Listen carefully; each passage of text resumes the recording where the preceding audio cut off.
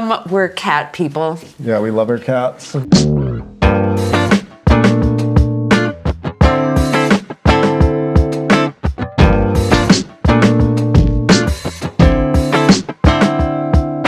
Thank you both for being here with us today. Thank you for letting us into your space.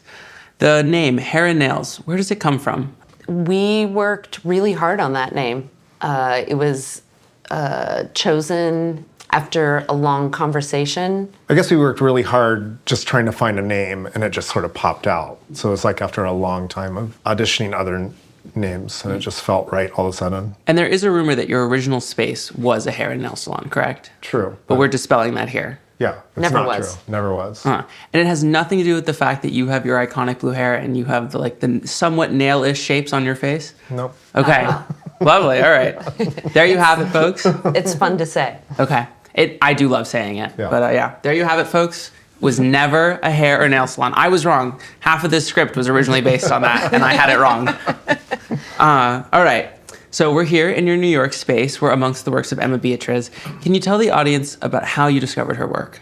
We met her early in our time as a Minneapolis gallery. In the community, she became a regular part of the gallery, visited a lot, and we did a studio visit when she was in graduate school. We met her when she was still in her MFA program at MCAD, Minneapolis College of Art and Design, and we gave her a show really early. It was in a summer.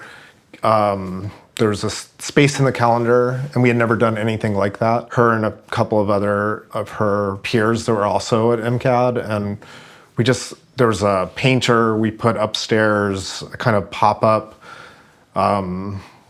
something going on, a pop-up store display gallery in the front room, and we let them have the basement. We had never done anything like that before or since, and that was our first time working with them. So I think they're still in their graduate program. They were working mostly in sculpture and installation with scent.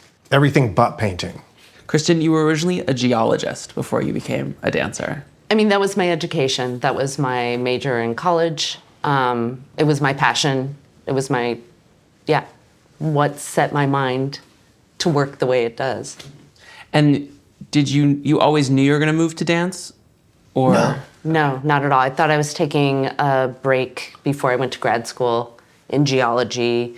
So it felt like a real gap year. I could maybe have fun. And I followed my college friend to Minneapolis and took a bunch of dance classes. And how much did your training in competitive figure skating help when you were learning to dance? Helped and hurt. I had a lot of bad habits to shake off, but also, I guess, strength and grit. It's very hard training. And you received training with figure skating, but did you receive any formal academic education in dance or just sort of classes? I went to a weird college that was very experimental in all ways, and it was in Colorado, so it was very suited for geology. So I was dancing all through college, but I had no idea that that's what I was going to do after college. So my training was a little bit more like imitating experimental music. And at one point, did your dance duo Hijack come to be? 1993 is when we named ourselves. And what originated the dance? How did you meet your partner? That was my college buddy that I followed to Minneapolis. Oh, lovely. And you guys still dance together today, right? We do. Can you tell us a little bit about the dance duo and what you guys have done over time? We collaborate in choreographically. It's been over 30 years of duking out two different artistic impulses. We work the spectrum of totally improvised or completely meticulously planned. And those are our main interests, is how to have two different ideas happening at the same time and working the spectrum of time scale and creation. And you're also a part of a dance troupe called Concrete Farm. That was an earlier, larger collective that is it's no longer formally together, but an influential group of artists. And you have said in the past in interviews that you were taken around the world and did many tours with dance. Mm-hmm. Was there a voyage that dance had taken you on that has always stuck with you? So many good ones. I went to Russia over and over again, and that was pretty magical for me. A little bit in St. Petersburg, but also Yaroslavl. There was a experimental dance festival in a relatively isolated spot, and like incredible exchange happening. And before the interview, we were just chatting about your running of a cabaret show as well, because dance has been sort of central, but you've done a lot of other things around it. Correct? Yes. Yeah, I book and manage a small cabaret theater. Is just like a regular job, and a very lucky job because I can be vicarious in a lot of ways. Like I book stand-up comics and drag shows, and sometimes as an artist I like to be expansive and add all those things into my dances, but sometimes it's good to let other people do those things. So you've had a very creative career before becoming an art dealer. Mm-hmm. And did you ever do any sort of fine arts outside of dancing, or was dancing always your creative expression? I have always primarily looked at the visual arts to inform how I make dances. But I don't have formal training. Now, Ryan, let's move to you. You were a punk musician and a sound artist, and then over time you shifted more and more into the visual arts. Yeah, I think it was always part of my practice was the visual aspect of music, whether flyers or designing record covers, or later I got really interested in making the spaces where the music took place, and the visual of that was really important. And then the short story version is that I was just more interested in the visual aspect than the sound aspect eventually. And do you remember when you began to take an interest in arts and music? Really early on. I think even as a child I was interested in it. My parents had a pretty interesting record collection, mostly like 60s rock and country. I still have emblazoned in my mind some of the album covers, like Janis Joplin or Kenny Rogers or whatever it was. I still remember those record covers, looking through their records and seeing those images. Same for when I got into punk music. One of my first bands I was into was Black Flag, and Raymond Pettibon's art was really influential on my entire life and all my endeavors, I think. Mm-hmm. And you sort of touched on this for a second. So as a musician, you were producing the covers for vinyls, the posters, events, the spaces that the work was that you were playing your music in, basically. Yeah. Do you consider those early spaces some form of installation art? Definitely now. Okay. I wasn't really conscious of that, but it was important that it was the presentation was it was a different type of presentation than within the space we're in now. But I look back and everything was thought about and everything was altered. It was meant to be fully immersive installations, those performance spaces. And do you remember a specific event or space or installation you did that was when you felt that shift where you were sort of like, I don't really want to make the music anymore, I just want to do this? Yeah, it was a turbulent time in my life where I was evicted from a space that I also lived at, and there was another space. It was called the Church. It was an old church that had started as a performance space in Minneapolis in the 80s and was still going into the 2000s. My friend Marcus let me move into his storage closet, which was as big as this, but about this size. I lived there, but I wasn't active in helping to do the shows.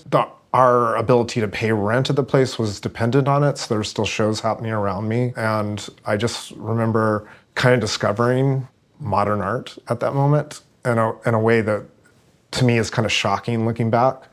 I mean, it was seeing some really big, really heavy hitters like Picasso and being like, oh, that's what that artist does that I've always heard the name of it, I'm sort of familiar with. And it was a moment of clarity that this is what I wanted to do with my life. And I kind of a little regretful for a moment, I didn't focus on that earlier. And at the same time, some smaller galleries almost coincidentally asked me to do shows. And that was really exciting for me. And I was making these small bodies of work starting then. Which is actually a great point, because I wanted to ask you, your first show was at the Seward Cafe, correct? That's right. Yeah, can you tell us about that show? Yeah, it was really like, I used to just draw these like almost like cartoonish characters, and like my graffiti, if I was doing it, spray paint was also those like cartoon characters. There was nothing consistent. It was new little like artworks all the time.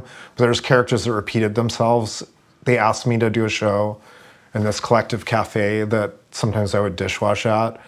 And I got really into it, making these acrylic paintings. So that was the first time I ever painted. But they were very illustrative, very hard-edged, colorful lines. And, it was a really validating show. People, traded me things or bought every single painting. And I was just like, I really want to keep doing this. Mm-hmm. And you never pursued any formal training that never like made you want to go to school in any way for this stuff?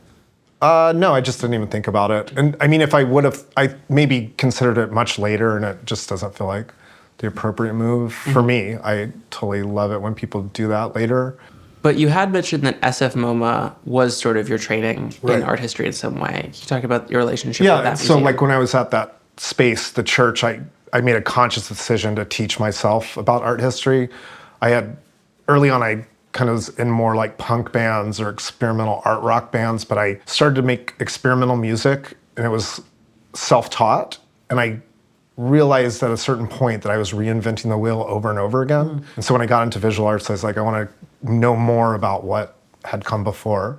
So I was just finding every book I could find at the library, on anything, mostly surrealist artists. That's what really stood out for me at the time.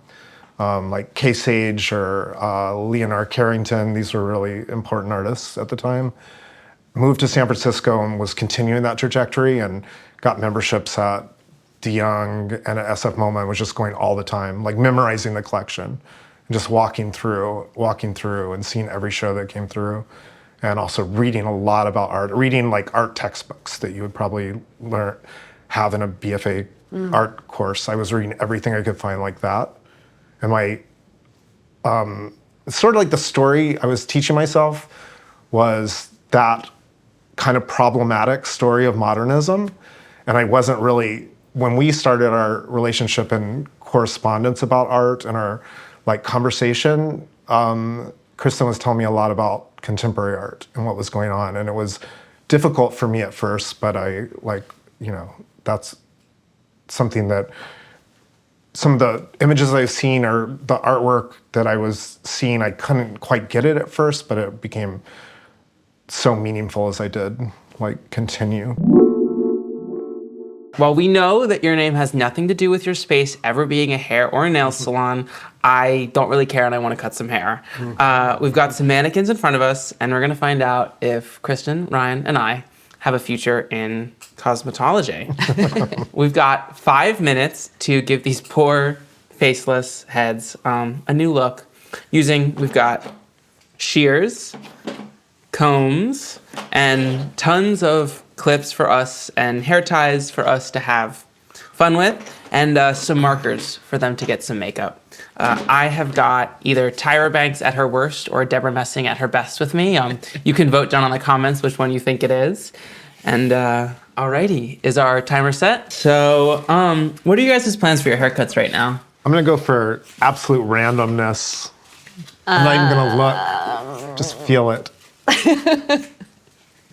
I'm going a little shaggy Liza Minnelli. Love it. I mean, you've got a good base for that. Yeah. Now, Ryan, I think this is kind of a good thing. You're a sculptor. Do you think that any of that is going to play into how you're going to cut this hair today? Yeah, because I'm going for randomness. I think you truly have to be random unless you're like a really high level, able to like mimic randomness. So I'm not even going to it's gonna be a very Zen-like approach. Now, Kristin, as a choreographer, how much has hair and nails really played into your practice? I practice contact improvisation, which is maybe how it sounds, like you're really like throwing yourself. It's kind of mosh pitty. So trimmed nails are important, and no accessories that can snag in that randomness. Hair, I am often the choreographer that lets the dancers do whatever the fuck they want to with their hair. I think mine's starting to really become something. How are you guys feeling about yours? I think it's shaping up. It's shaping up? It's becoming something good? What do you guys consider to be your looks as gallerists? I think today's a pretty good symbol of what you guys dress like. Almost lost the mannequin. I think button-up shirt. That's what I do. That's what I do. Shirts with buttons is our signature look. Did you guys have signature, or I guess Ryan, do you have a signature look as a punk? Yeah, this is sort of it. I would just like not look in a mirror and cut my hair until, like I felt like it was done. Literally felt it with my fingers rather than the visual. Was there any clothing aspect to it, or was it really about that hair? No, there's definitely clothing aspects. A lot of like self-prepared, patchy kind of looking, Converse high tops, kind of like pretty basic look. And Kristin, where does the blue hair come from for you? It's pretty synonymous with your look. I feel like it's very cliche. It's like early pandemic, let's play. I do it myself, obviously. Pretty sloppy, but maybe you think of me as having blue hair because I always do it fresh for the fairs. So you always see me at my most fresh. Yeah. And it wasn't something that we bonded over originally. It was how I was, at that time, missing my colored hair. Of course, now I don't have it because my hair was going to fall out. Guys, be careful when you dye your hair a bunch. Be like Kristin, don't be like Sam. Pick a color, stick with it, treat your hair well. Don't bleach it every single week and change it. Oh, she's looking gorgeous. And then, a lot of artists and people in the art world struggle to sort of have hobbies outside of art. Do you guys have any, or do you fall in that trap as well? Yeah, that's it. What happened to any other life? I know. We're cat people. Yeah, we love our cats. That's like a big part of our attention that doesn't feel directly art related.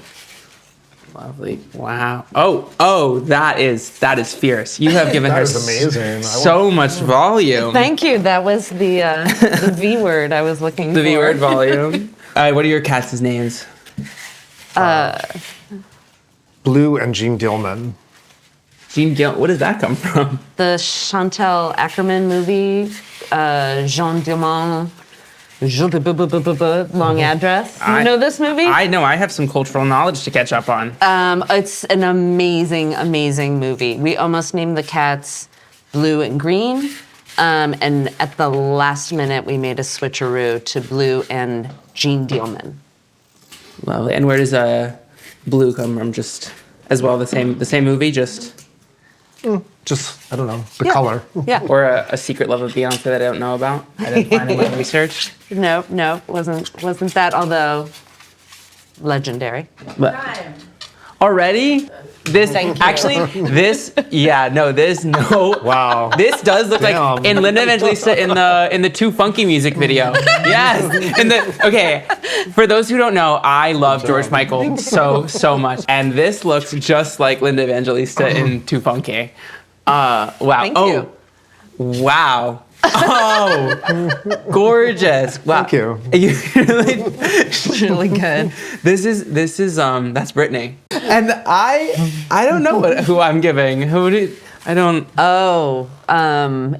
Asymmetry points. Yeah, I don't think I left Tyra. I think I'm still with Tyra. Lovely. Yeah. Thank you so much.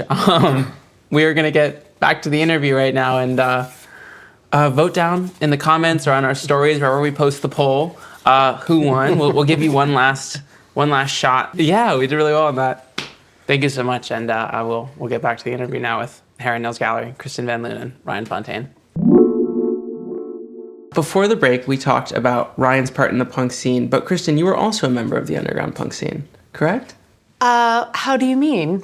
What are my credentials? I have written here that you have said that you guys were part of these parties called romps. Yes. At the Bedlam Theater. That's sort of what I'm fishing for.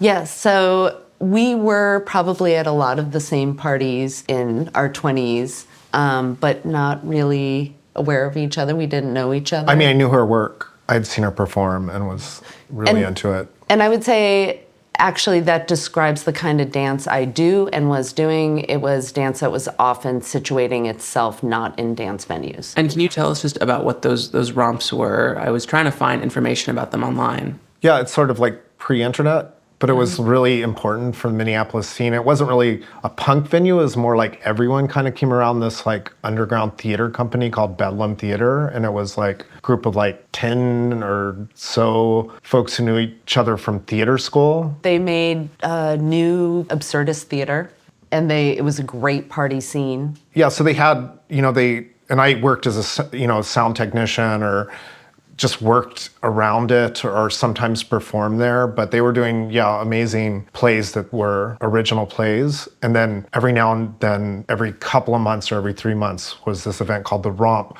where you could do whatever you want to. It was kind of like a variety show, but they're pretty wild. And you both performed at the romps? Sure. Yeah, I performed less. I have performed at them, but Hijack was definitely part of there a lot. Okay. Yeah. And Ryan, at what point do you move out of Minneapolis to San Francisco? It was I think it was 2008, and I just needed to get out of there for various reasons. I needed some space from it.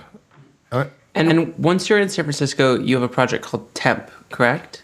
Yeah, I guess it did start then. It actually took place in Minneapolis, but it was the Temporary Autonomous Museum of Contemporary Art. It's just a pop-up gallery, and I was showing my friends' art. Took it pretty seriously, and I think it was my first really hanging a show and putting it together and promoting it. And I commissioned different performers that I knew, whether musicians, and I asked Hijack to perform as. And that was sort of that performance was one of the first things that united you guys, fully, even though you passed really each met, other. Yeah. Because I was in the space in the build out of the show. I mean, it was a pretty ambitious project, I think. And they were rehearsing for the couple weeks in the run up to the beginning of the show and the programming. And I was there a lot, and we got to be friends that way. You guys were united through the Temp, and you started to begin a relationship and talking to each other more after that?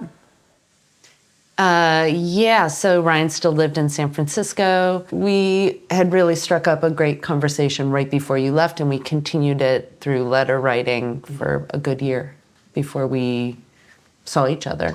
And texts every day. But we never talked on the phone. It was part of I think it was chosen to overtly to not talk on the phone. And we were texting and writing studio reports every day on email. And we were doing that every day for a year. And those studio reports, how art focused were they? How life focused were they? Was there a balance? I think it was mostly art. Yeah. Mm-hmm. So sort of your personal conversations were in text, and then the studio visits were really studio visits. Yep. Okay. Lovely. And then at some point you start to travel together and go see art experiences together? Yep. Yeah, I would, when I flew out to California, we would either do SF MoMA a lot, every time, or together go to Los Angeles a bunch of times. We did that a lot. I like to go to LACMA and all the museums in Los Angeles, but I also had the first gallery I ever did was a collaboration with my brother, who was a painter in Portland, Oregon, and it was called Oval Headley, the gallery, and I think we did 4 shows total. At that time, I was, shamelessly showing a lot of my own art in my pop-up exhibitions that I was doing, and Kristin came out with me to Portland as well. Did I perform the same time? Because we went to Portland for my show. Oh, yeah. At Compliance Division. Yeah, so that was different. So we were meeting up in Portland, or we were meeting up in San Francisco, or taking trips to LA, or once I stayed at Colorado College where Kristin was doing a residency or teaching residency. Yeah. Now, at some point, these trips and all this starts to develop a relationship, sort of really naturally, I guess you could say. And I'm just wondering, take us through how these trips and these adventures turn into your first brick and mortar space in Minneapolis. Woo. Yeah, we were getting closer. We were actually dating, eventually long distance. And I'd say real estate happened. That was the big transition. I bought this property. It was a weird and witchy life transition. I didn't see it coming at all. And it happened to sync up with your living and studio situation changing. Yeah, it was like wild. I lost my studio because the space that was never going to sell, the money became enough that they sold the whole like building. So I had to move out of my studio, and simultaneously I was living in an apartment in the marina. Something like it did really poorly in the earthquake in '89. So a lot of the buildings are being retrofitted with safety features to deal with anything that potentially could happen like that. And I was ground floor, so had to move out while they put these beams through my apartment. And so they paid me to move out, but I really had nowhere to go and no studio. All my stuff went into storage, and then like I suddenly had a house and a storefront, and we didn't know he was going to move there. But I was going to stay there for a while, and then when it became apparent that I was going to move there, I had really good rent in an expensive neighborhood, and I sold my lease to my landlord for enough money to really help start the gallery. And actually, when this property became available, I happened to have a big fellowship for choreography in my bank account, which is what allowed that to happen. And we had the sign on the building and opened hair and nails gallery less than a month after moving in. Had our first show. Wow, you moved, which your first show was your work, correct? It was, yeah. Yeah. What made you want to show your own work in the first time? So part of what made me want to do punk spaces or performance venues or then pop-up galleries was just starting so late. My art idea of having a visual art career, no one was really trying to show my work, and I didn't really know how to approach that anyways. So like I wasn't going to wait around to figure that out. I felt like I would take it into my own hands. So a lot of the purpose of what I was doing was to show my own work. I was in the studio a lot, taking that really seriously. It made a lot of sense at the time. In retrospect, I don't know if it makes sense to show your work as much as I used to, but I didn't really care, and I don't care now, but I don't do it as much as I used to. When did you start to see sales as a viable option over being this artist-run space? Well, I think it unexpectedly happened pretty early on, and even in our first season, and we didn't know what that would be like. Our first show, we sold work, and then, like the amount of money that was attached to artworks even then was a little uncomfortable for us, but it worked, and we became more comfortable with it. Pretty early on, we had a show with this artist and friend, Erin Smith, and she made these ceramic and neon pieces, which couldn't be more difficult to ship. Even now, it freaks me out. But we sold a lot of them, and we sold one to an artist in New Orleans, and we had to ship it and figure that out. And the neon broke, and we were able to we outsourced the repair to a neon person in New Orleans that we just tracked down, and everything worked and everyone was happy. And I think that was a really important moment of being like, I think we could do this. I feel comfortable asking people to like pay us this amount for this art. And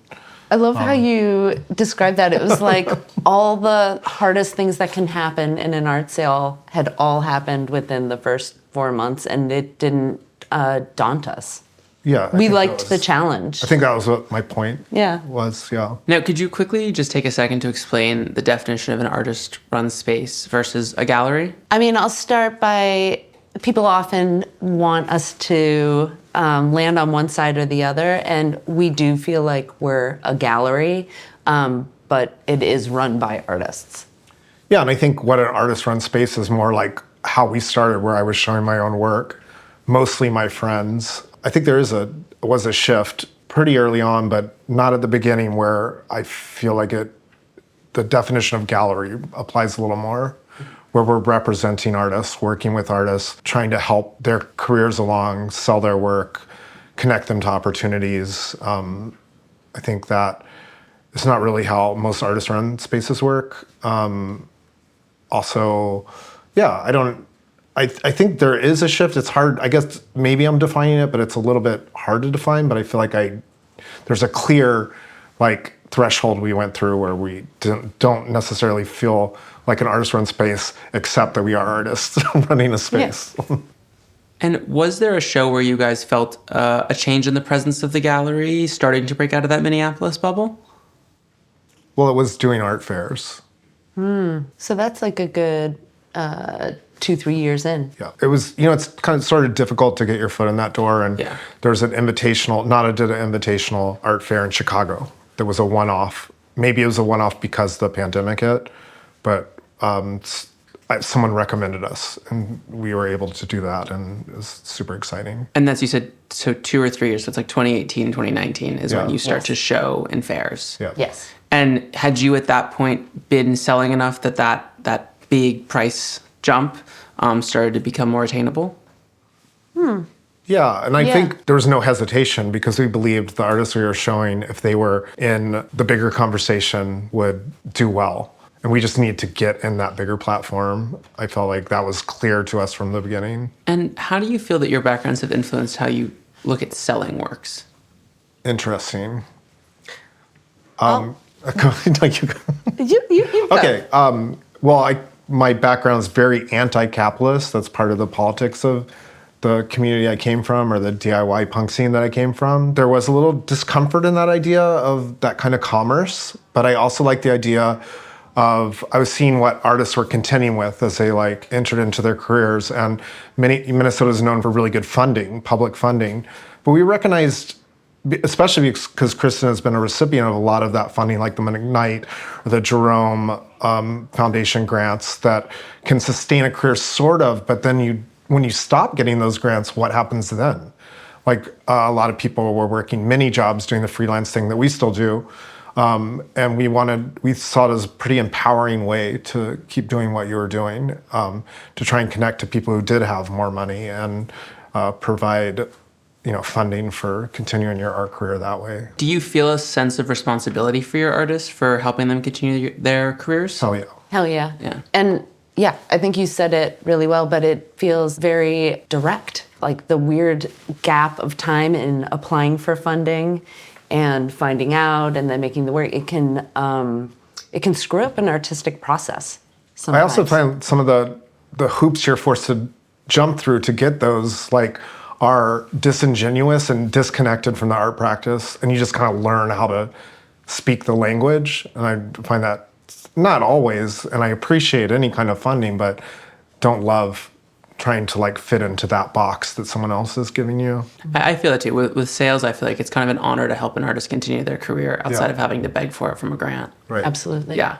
And Kristin, I'm really interested in your past as a dancer, and I'm interested if the tenets of movement and controlling your body that you learned as a dancer influence how you look at your work in the gallery.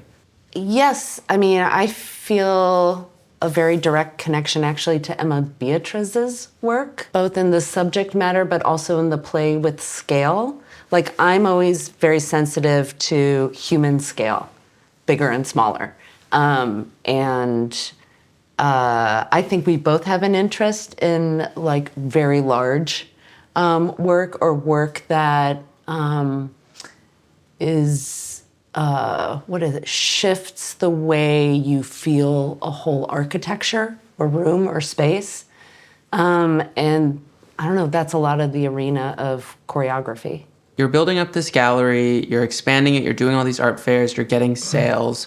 When does it start to become clear that you can expand far enough to make it to New York? It was just a clear decision. It was more that this space was offered to us. And it's been true. It hasn't been a liability. We haven't lost money by being here. We know being here more consistently rather than just at a fair every now and then was important, because a lot of the people that are interested in our program and are making purchases from the program are in New York. It seems like you guys have a lot of really good real estate luck.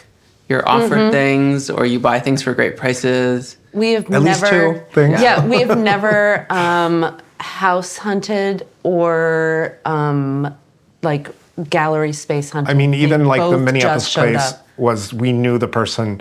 It was a theater and a gallery. I had shown work at that space, and they asked Kristin to buy the space. And waited till I decided to do it 6 months. What's next for Hair and Nails? Chelsea or Tribeca. No, I'm just kidding. Well, we're just going to I don't know. I continue. wouldn't write that off yet. I wouldn't write it off an expansion, but for now we feel like I think the way we've talked about is we sort of like establish what our platform is. We have a exhibition space in Minneapolis, New York, and we're doing more than 3 fairs this year, but we really like the Nada platform, and we've done Felix LA 2 years in a row, and that's for now what we think our exhibition program is, and we just want to continue to find new artists that excite us and, like honor our commitment to the artists we've been working with. And is there anything new outside of the gallery that's for both of you?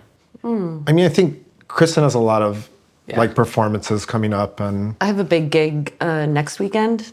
It's actually both of our art. So yeah, there's always shows of our own work too. And you've taught like a free class or something for a long time now? Is that? It's not a free class, but I teach every Wednesday morning and have taught that class since the year 2000.